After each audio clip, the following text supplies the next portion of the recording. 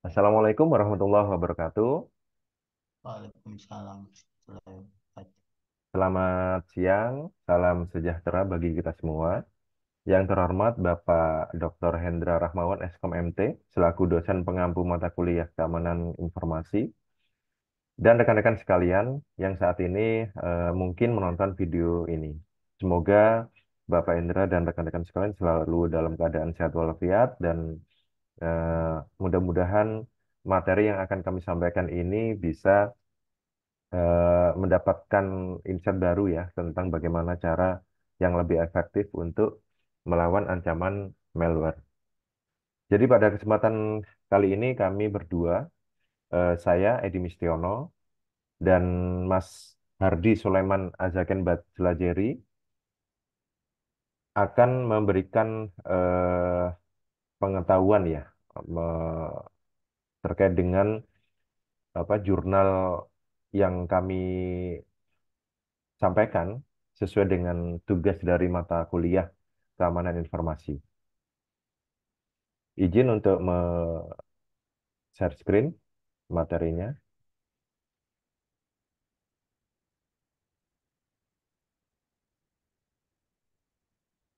Apakah sudah terlihat, Mas Hardi?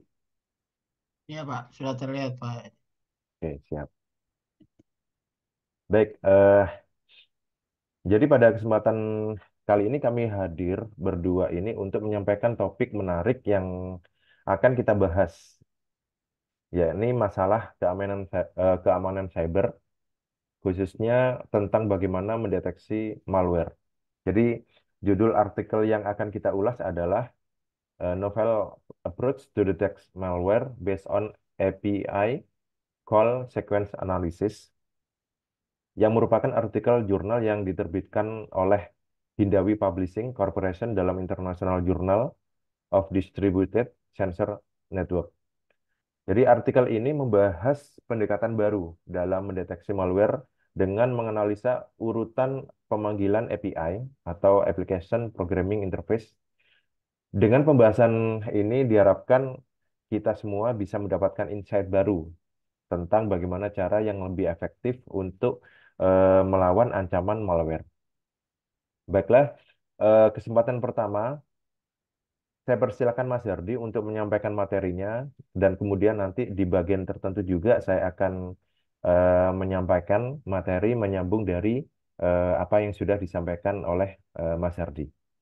Jadi tidak terlalu lama, eh, kita langsung saja mulai. Mungkin Mas Yardi sudah siap untuk menyampaikan materinya? Siap Pak. Oke, silakan Mas.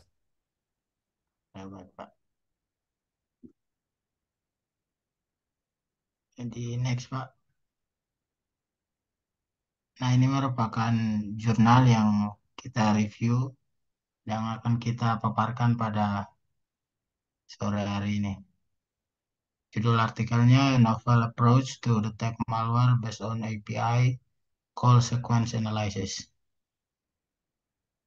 Next Pak.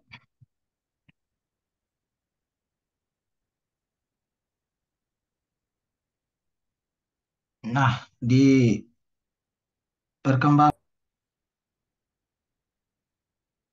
nah perkembangan sensor saat ini mengalami peningkatan yang sangat pesat. Peningkatan yang pesat ini menjadi sesuatu yang sangat penting. Nah, sensor ini dimungkinkan sebagai perangkat yang multifungsi. Mengapa begitu? Karena hal ini dimungkinkan dengan power saving teknik dan ada enhanced computing power. Nah, kedua ini memungkinkan sensor sebagai perangkat multifungsi, Hmm. yang mana kedua ini dapat melakukan tugas-tugas yang kompleks dan terhubung ke internet sepanjang waktu. Selain itu juga, power saving techniques dan enhanced computing power ini dapat memainkan peran utama dalam mendeteksi dan menghasilkan big data di era IoT ini. Nah, selain sensor sebagai multifungsi, ada juga mobile smart device atau perangkat cerdas seluler. Nah, perangkat cerdas solder ini mengalami peningkatan juga pada penggunaannya, di mana eh, perangkat ini dapat memungkinkan kita untuk melakukan komputasi di mana saja. Nah, kedua hal ini, baik itu sensor dan perangkat cerdas yang ada di mana-mana, menjadi sumber data yang penting. Namun kedua hal ini memiliki keterbatasan sehingga penggunanya memiliki tantangan pada penggunaannya. Tantangannya adalah tantangan keamanan. Nah, tantangan keamanan ini pada penggunaan sensor dan perangkat cerdas yaitu kerentanan terhadap serangan malware. Hal ini dikarenakan kesamaan sistem operasi dengan sistem perangkat lunak Windows atau sistem Unix yang meningkatkan serangan dari malware dan eksploitasi, yang mana penggunaannya meningkat secara signifikan. Next, Pak. Nah, dalam era sensor dan perangkat cerdas ini, pendeteksian dari malware merupakan hal yang sangat penting. Ada berbagai pendekatan yang diusulkan untuk mendeteksi malware. Pendeteksi Teknik deteksi pertama yang diusulkan adalah teknik analisis statik. Teknik analisis statik ini dia memeriksa kode biner, kemudian X, Pak. Kemudian menganalisis semua jalur eksekusi yang mungkin yang terjadi yang akan dilewati malware, kemudian mengidentifikasi kode berbahaya tanpa eksekusi. Namun pada kenyataannya eh, dalam menganalisis kode biner saat ini ternyata sulit karena ada teknik obfuscation atau teknik pengkaburan dari si pembuat malware ini yang lebih canggih. Contohnya ada teknik seperti polymorphism, ada encryption atau packing. Dan juga teknik analisis statik ini bergantung pada database tanda tangan bawaan, tanda tangan yang sudah ada, sehingga teknik ini lemah karena kedua hal tersebut. Kemudian teknik selanjutnya, karena kelemahan dan keterbatasan dari teknik ini, diusulkanlah teknik analisis dinamik. Nah, teknik ini memiliki dua pendekatan, yaitu pendekatan analisis aliran kontrol dan analisis panggilan API. Yang mana kedua pendekatan ini menganalisis kesamaan perilaku malware antara malware yang baru dan malware yang sudah ada sebelumnya. Namun juga teknik ini dapat dihindari oleh si pembuat malware itu dengan cara dia memasukkan kode yang tidak berarti atau sembarang kode sehingga bisa melewati teknik ini. Nah, teknik lain juga yang ada yang telah diusulkan di dalam paper ini dikatakan banyak teknik yang tersedia tetapi gagal untuk mendeteksi malware. Seperti teknik yang berfokus pada ekstraksi API, yaitu dia memantau API yang dipanggil dan menghitung frekuensi dan jumlah total peristiwa yang dipanggil oleh fungsi API tersebut. Nah, namun eh, teknik ini meskipun dengan cepat mengungkap karakteristik malware di setiap kelas, tetapi teknik ini gagal untuk menunjukkan urutan dari malware tersebut. Dan juga teknik ini dengan mudah dihindari oleh si malware. Kemudian ada teknik yang fokus pada mengekstrak urutan panggilan API untuk setiap kelas dan mengembangkan tanda tangan yang statis dari teknik analisis statis tadi. Tapi teknik ini juga memiliki kelemahan karena dengan merubah tanda tangan saja tidak dapat mendeteksi yang lain. Nah, dari kelemahan-kelemahan teknik yang tadi, Di paper ini mengusulkan algoritma baru dengan diadopsi algoritma sequence element algorithm atau algoritma penyelarasan urutan. Nah, dalam algoritma ini dikatakan bahwa kita dapat bisa melihat pola-pola dari malware dan tidak menjadi bingung dalam mendeteksinya. Next, Pak. Nah, dalam algoritma ini dilakukan analisis urutan panggilan dari API, yang mana algoritma ini merupakan pendekatan yang baru, yang efektif, dan mengekstraksi pola-pola yang mirip dari sequence atau urutan API tersebut. Next, Pak. Nah, algoritma ini juga memiliki manfaat efektivitas yang tinggi. Next, Pak. Efektivitas yang tingginya yaitu di dalam mendeteksi pola-pola panggilan dari API yang mencurigakan dan berpotensi berbahaya. Selanjutnya, algoritma ini juga memiliki keandalan dalam mendeteksi malware. Next, Pak.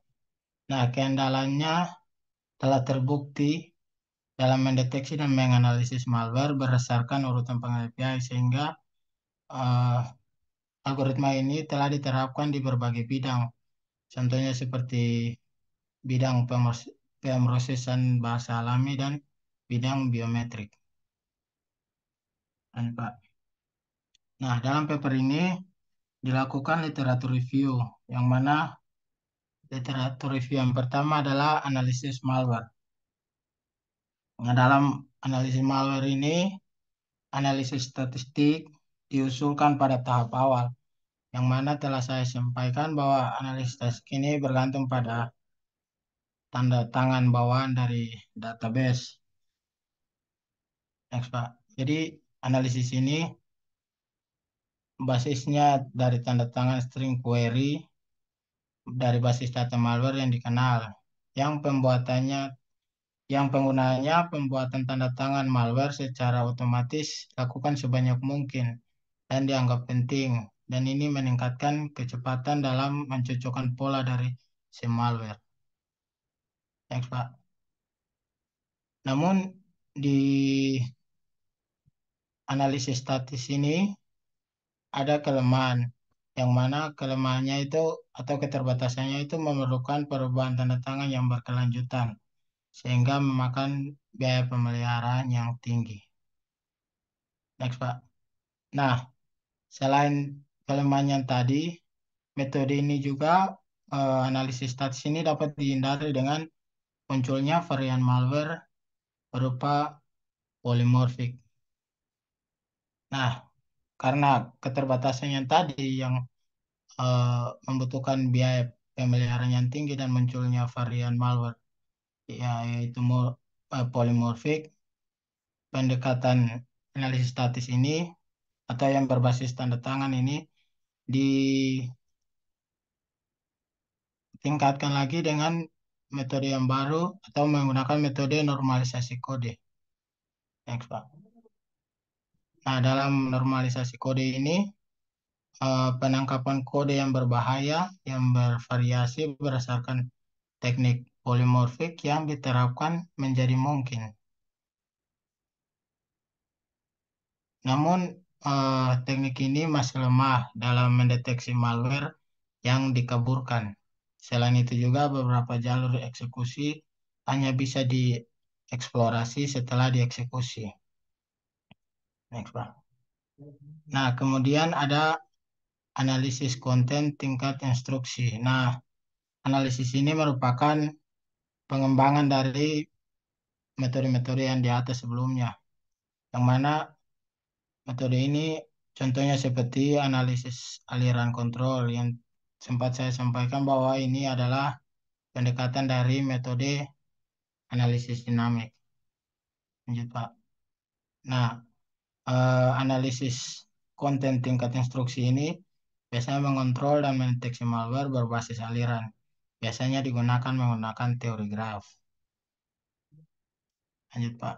Nah, selanjutnya itu ada deteksi urutan panggilan API dari malware dengan menggunakan analisis statis. Jadi ada dua pendekatan yang diusulkan di dalam paper ini. Nah, pendekatan analisis statis ini dapat mendeteksi malware berbasis urutan panggilan API, di mana dapat menggunakan statistik sederhana, kemudian data mining, dan juga machine learning. Next, Pak. Nah, hal yang sama juga dapat dilakukan dengan analisis dinamis, yang mana dapat mendeteksi malware yang berbasis urutan panggilan API. Juga dapat dilakukan dengan metode statistik sederhana, data mining, atau machine learning. Next, Pak. Nah, di dalam paper ini juga peneliti merangkum studi empiris sebelumnya tentang analisis panggilan API yang kinerjanya terdapat pada tabel ini. Dan peneliti juga membandingkan dengan pendekatan yang mereka lakukan sebelumnya. Jadi dalam paper ini ada 10 paper termasuk dengan peneliti yang menulis paper ini. Semua itu menggunakan dua metode atau dua teknik, yaitu teknik static analysis dan dynamic analysis. Yang mana dengan jumlah malware yang berbeda-beda, di situ penggunaannya atau ukurannya itu ada yang untuk mendeteksi, ada yang untuk mengklasifikasi. Namun ada paper yang tidak mention penggunaannya, ukurannya untuk apa. Dan dapat dilihat akurasi dari semua paper yang diperlihatkan itu akurasi 0,9 ke atas. Kecuali yang paper kedua 0,841. Nah, fitur yang digunakan dalam penelitian-penelitian yang dibandingkan ini juga menggunakan dua fitur. Ada yang menggunakan frekuensi yang digunakan dari API dan juga ada yang menggunakan fitur urutan panggilan dari API. Lanjut, Pak. Nah, dalam subbab selanjutnya yaitu peneliti menganalisis DNA sequence elemen. Jadi poin ini peneliti menjabarkan tentang algoritma yang tadi mereka sampaikan sebelumnya, yaitu penyelarasan urutan tadi. Nah, algoritma ini paling banyak digunakan di bidang biometrik, yang mana untuk menghitung kesamaan antara dua atau lebih rangkaian DNA atau menemukan rangkaian DNA tertentu dari DNA yang lengkap. Dan pada dalam algoritma ini dibagi menjadi dua kategori. Kategori yang pertama, lanjut Pak, adalah global element. Yang mana global element ini sesuai namanya dapat menyelaraskan ke seluruh rangkaian. Yang mana hal ini berguna ketika kita mencoba menemukan urutan panjang dan string yang mirip dengan yang sudah ada sebelumnya. Nah, metode yang paling terkenal dalam kategori global element ini adalah element punch algorithm. Next, Pak. Selanjutnya, kategori selanjutnya yaitu local element. Sesuai dengan namanya, jadi kategori ini penyelesaiannya secara lokal menemukan sekuens-sekuens yang mirip di antara sekuens yang diberikan. Algoritma yang terkenal dalam kategori ini yaitu the Smith-Waterman algorithm. Nah, dari kedua kategori tadi, peneliti menemukan bahwa ada metode penyelarasan urutan ganda dari gabungan antara kategori lokal dan kategori lokal. Nah, di pairwise sequence element method ini memperluas penyelarasan ganda untuk menangani beberapa sequence dari panggilan API secara bersamaan. Jadi hal ini diperlukan di dalam paper ini dan peneliti mengusulkannya untuk meneliti terkait dengan penelitian ini. Thanks, Pak. Nah, selanjutnya metodologi akan disampaikan oleh Pak Edi. Pada Pak Edi, persilakan. Baik, terima kasih Mas Hardi. Saya mencoba untuk melanjutkan terkait dengan metodologi. Jadi, untuk metodologi dari jurnal ini, itu diantaranya adalah Environment Setup for Dynamic Analysis. Jadi, di sini menggunakan virtual machine, environment-nya itu menggunakan VirtualBox 32 bit, Windows XP, Service, Service Pack 3. Kenapa harus Windows XP Service Pack 3? Karena dengan Windows ini, Windows XP ini, sebagian besar malware itu dapat berjalan dengan mudah. Jadi di lingkungan Windows XP ini. Dan selain itu, di penelitian ini juga menetapkan periode pemantauan maksimum sebagai 2 menit atau sebagai nilai default ya untuk melacak setiap urutan panggilan API. Dan juga periode pemantauan ini dapat dikonfigurasi. Kemudian untuk yang detours hooking library to trace API call sequence itu menggunakan detour hooking library yang didukung oleh Microsoft untuk melacak API call sequence dari program Windows yang dalam extensionnya itu exe ya. Extensionnya exe file. Kemudian analisis genome sequence menggunakan Crystal X ini menggunakan Crystal Egg ini Crystal Egg adalah perangkat lunak gratis ya freeware ya yang bersifat freeware yang banyak digunakan dalam analisis sekuen genom seperti sekuen DNA, RNA atau protein. Dan program ini juga menggunakan multiple sequence alignment atau MSA dan menyediakan juga visualisasi. Kemudian yang kedua adalah dataset preparation. Dataset preparation ini di penelitian ini menggunakan 23.080 sampel ya, sampel malware secara acak. Jadi dari kumpulan data atau dataset malware proyek Malaysia dan virus total. Dan tersedia juga di linknya juga. Jadi sifatnya ini online bisa di di download ya untuk datasetnya. Kemudian yang berikutnya adalah limitation of using antivirus programs labeling information. Jadi eh, banyak penelitian sebelumnya tentang ethical analysis ini mengklasifikasikan malware itu berdasarkan pelabelan vendor program antivirus. Jadi tergantung dari program antivirusnya. Namun pelabelan seperti ini kan bisa menyebabkan apa kesalahan atau tidak selalu akurat dalam mendeteksi malware. Kemudian berikutnya adalah categorization of APIs. Pada penelitian ini ditemukan 2.727 jenis API dan mengkategorikannya menjadi 26 kelompok menurut MSDN Library. Jadi ini MSDN Library ini dokumentasi resmi dari Microsoft yang berisi referensi tentang fungsi-fungsi pemrograman Windows. Kemudian extraction of longest common subsequence atau LCS itu mengidentifikasi pola urutan panggilan API malware dan pentingnya memfilter pola umum yang tidak spesifik untuk malware.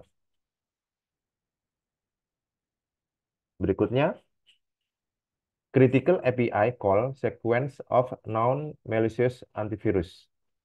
Jadi di sini metode ini mengidentifikasi urutan panggilan API.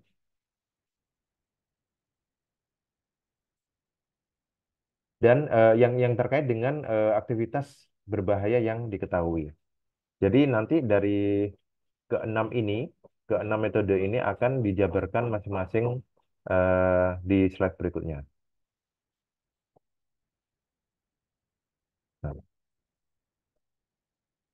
untuk environment setup for dynamic analysis, jadi di bagian kiri ini itu menunjukkan proses hooking sebelum detours diterapkan. Jadi di sini ada original function, ada detours function, function, dan target function.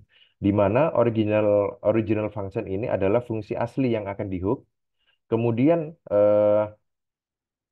detour function ini itu untuk apa namanya untuk melakukan proses detours yang nantinya akan diteruskan ke trampolin function, di mana trampolin function ini adalah fungsi yang dibuat oleh Detour. Jadi ini nanti juga akan meneruskan eksekusi ke fungsi target function. Nah, target function ini adalah fungsi yang akan dijalankan setelah Detours diterapkan. Dan juga di bagian ini menunjukkan proses hooking setelah Detours diterapkan, di mana nanti akan memberikan output dalam bentuk Detours tabel, di mana tabel ini nanti berisi informasi tentang semua fungsi yang akan di hook. Dan juga ada import tabel juga adalah tabel yang berisi daftar semua API call yang digunakan oleh program. Kemudian ada istilah import address table atau IAT. Itu adalah tabel yang berisi alamat dari semua API call yang digunakan oleh program. Dan di sini ada gambar A dan B ini menunjukkan hasil sequence alignment menggunakan software kelas X, Crystal X ya, yang tadi yang bersifat freeware ya. Di mana gambar A itu menyajikan urutan panggilan API yang ditemukan di beberapa sampel malware di kelas yang sama. Dan gambar B menunjukkan hasilnya setelah menerapkan MSA atau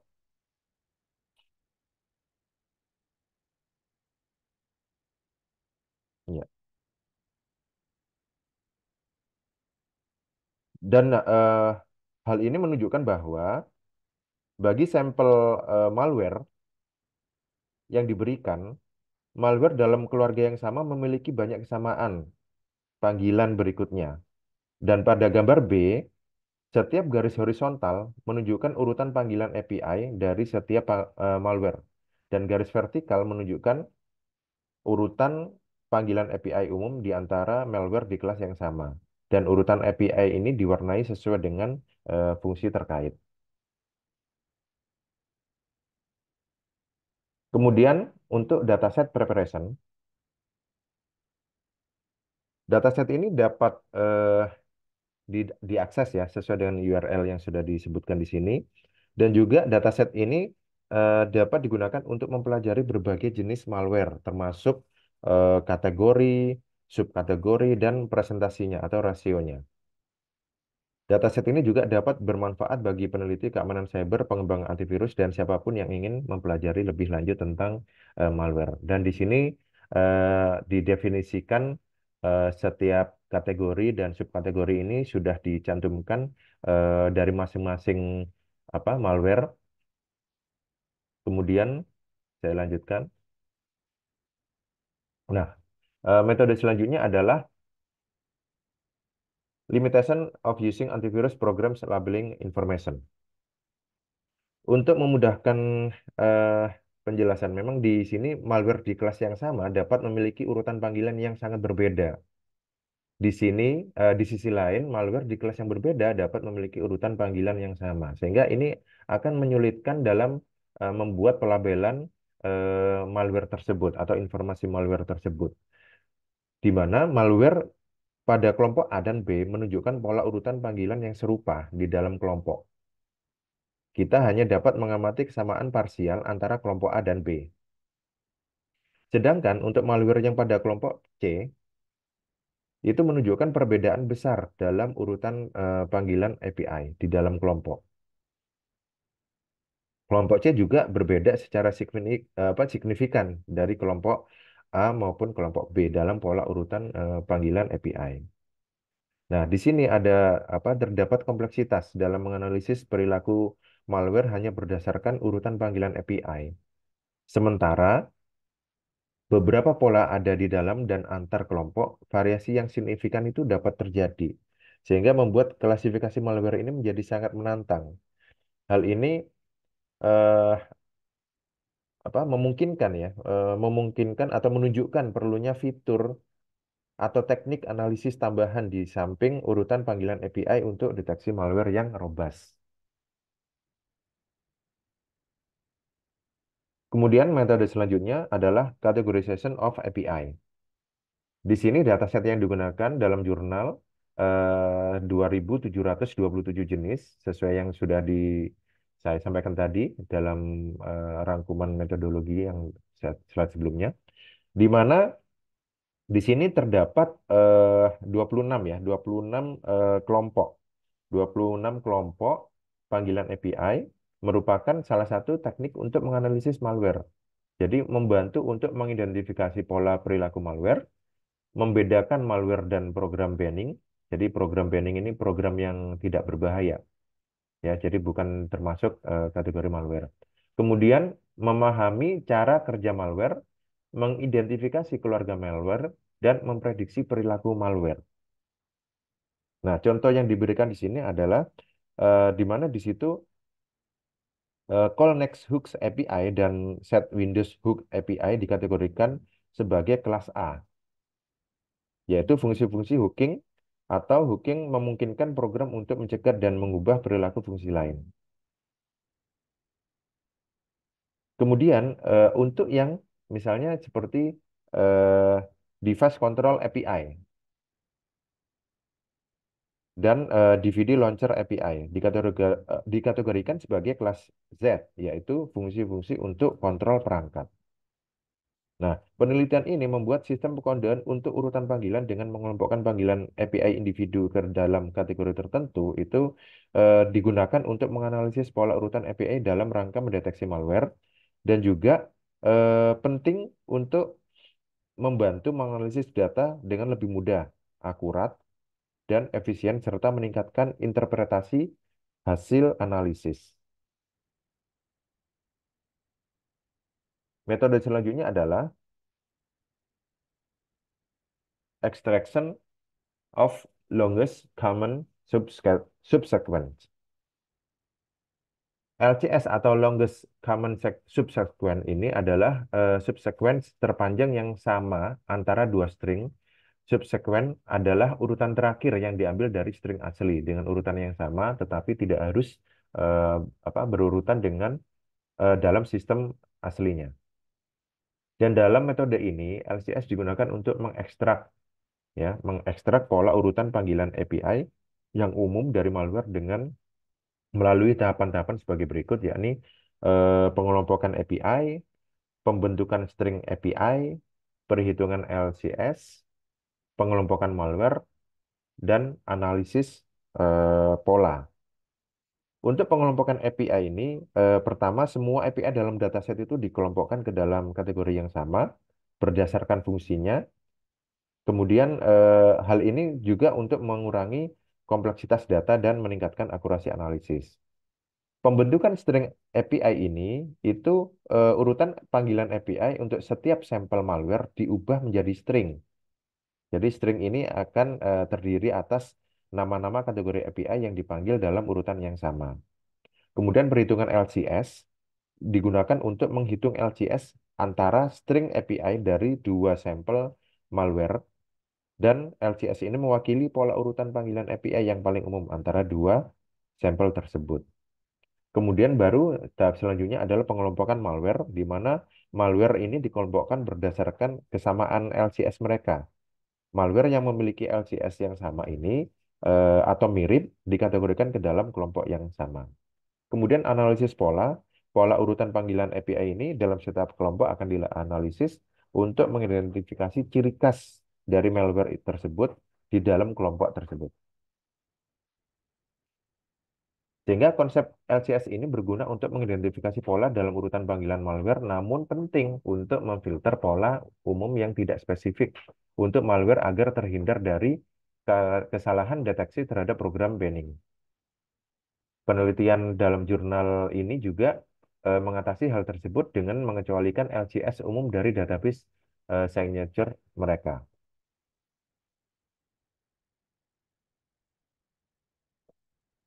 Kemudian critical API call sequence of non-malicious activities, yakni penelitian ini menggunakan pola urutan panggilan kritis sebagai fitur tambahan untuk meningkatkan akurasi deteksi malware. Dan juga penelitian ini membuat profil urutan panggilan API dari serangan yang diketahui dan menggunakannya untuk mendeteksi pola serupa pada serangan yang tidak diketahui sebelumnya. Pendekatan ini membantu mereka dalam mengidentifikasi malware baru dan aktivitas berbahaya. Dan juga kebanyakan dari pola urutan panggilan kritis dan aktivitas jahat ini terkait hanya ditemukan pada malware, ya. Jadi eh, apa aktivitas jahat itu hanya ditemukan pada malware. Dan hal ini juga menunjukkan bahwa pola tersebut dapat menjadi pembeda yang baik antara malware dan juga program yang tidak berbahaya atau program banning. Meskipun aktivitas anti debugging, kalau dilihat di sini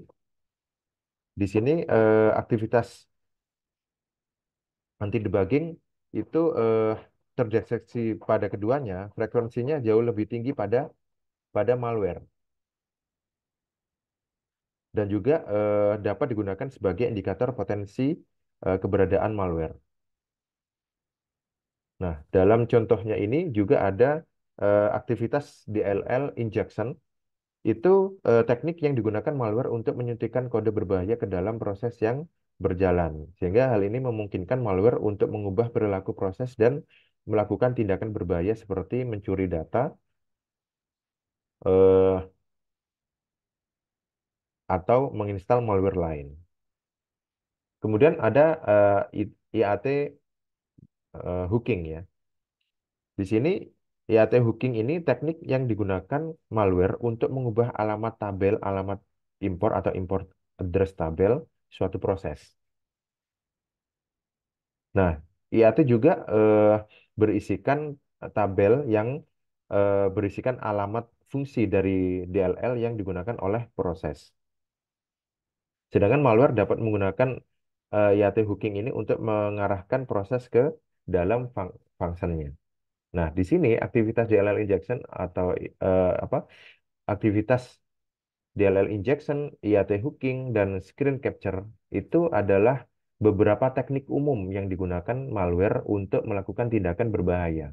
Pola urutan panggilan API yang terkait dengan aktivitas ini dapat menjadi indikator potensial keberadaan malware itu sendiri.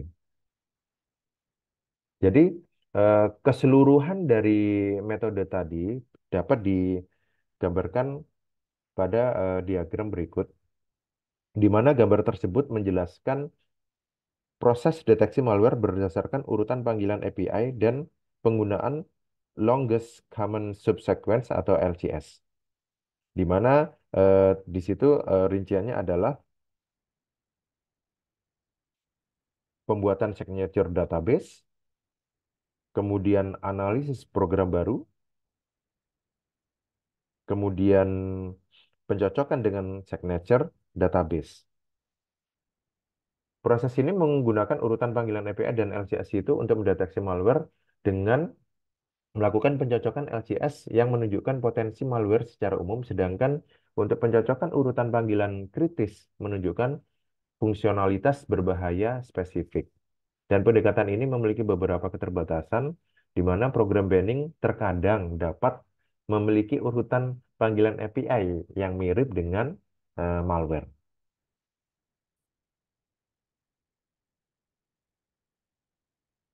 Kemudian penelitian ini mengembangkan sistem deteksi malware, yaitu API-based malware detection system atau disingkat AP- APIMS-DS. APIM-DS. Sistem ini juga bekerja berdasarkan analisis urutan panggilan API program. Di situ eh, fungsi utamanya dari API MDS menggunakan analisis urutan panggilan API untuk mendeteksi program yang dicurigai sebagai malware. Jika program baru memiliki urutan panggilan API yang serupa dengan program jahat yang tersimpan di basis data, maka administrator keamanan akan diberitahu. Jadi ada apa namanya? Deteksi dan tindakan. Jika ada urutan panggilan API yang cocok dengan basis data, maka API MDS menganggap program baru tersebut dicurigai sebagai malware. Sistem kemudian mengirimkan peringatan kepada administrator keamanan atau security administrator untuk dilakukan tindakan selanjutnya. Nah, dari aplikasi tadi untuk yang API MDS itu sudah dilakukan tes akurasi ya. Tes akurasi di mana penelitiannya menggunakan 70% malware pro dan program berbahaya untuk melatih proses dan juga menguji keakuratannya menggunakan 30% sisanya. Dari hasil tes pada tabel 6 menunjukkan bahwa sistem berhasil mendeteksi malware dengan nilai skor sebesar 99,98% dan F-score F1 score adalah 99,99%. Ini menyiratkan bahwa metode deteksi malware yang dikembangkan dalam aplikasi API MDS tersebut adalah metode deteksi malware yang sangat andal. Namun dari keseluruhan yang sudah disampaikan tadi ternyata ada limitasi dan juga bisa memberikan penelitian atau rekomendasi penelitian masa depan, di mana kelemahan sistem deteksi malware berbasis API atau API-MDS ada dua, yakni konsumsi sumber daya yang tinggi dan juga program jahat yang tersembunyi. Untuk konsumsi sumber daya yang tinggi, memang algoritma DNA sequence alignment seperti MSA atau maksimum subsequent alignment itu membutuhkan banyak sumber daya komputasi dan waktu. Kemudian untuk yang program jahat yang tersembunyi, malware modern saat ini bisa menyembunyikan aktivitasnya itu dengan berbagai cara, baik itu melalui logic bomb, memeriksa keberadaan debugger, atau bahkan menggunakan teknik obfuscation, yaitu teknik untuk menyamarkan ya, untuk menyamarkan bahwa program ini tidak akan dikategorikan sebagai malware. Kemudian untuk penelitian masa depan itu mengurangi konsumsi sumber daya. Nah, itu menjadi eh, apa apa penelitian untuk masa depan. Kemudian deteksi fungsionalitas tersembunyi yang lebih baik, deteksi API level kernel, kemudian adaptasi untuk platform lain dan juga peningkatan prototype.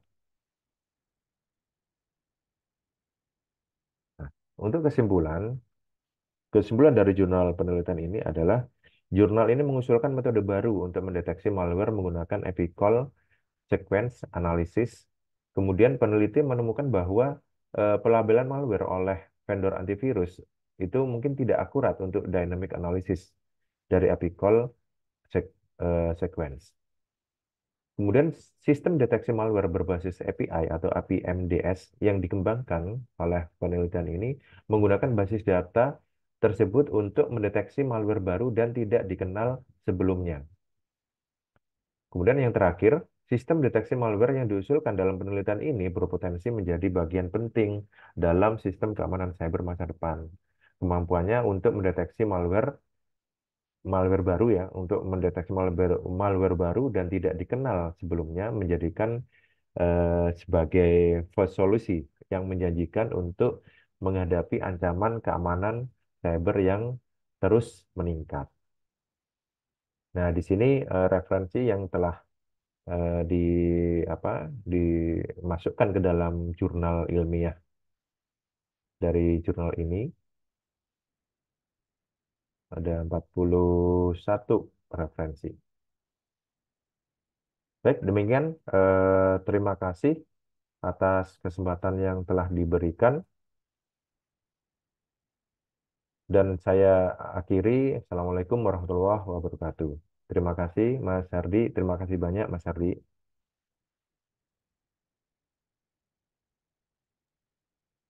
Ya, Pak.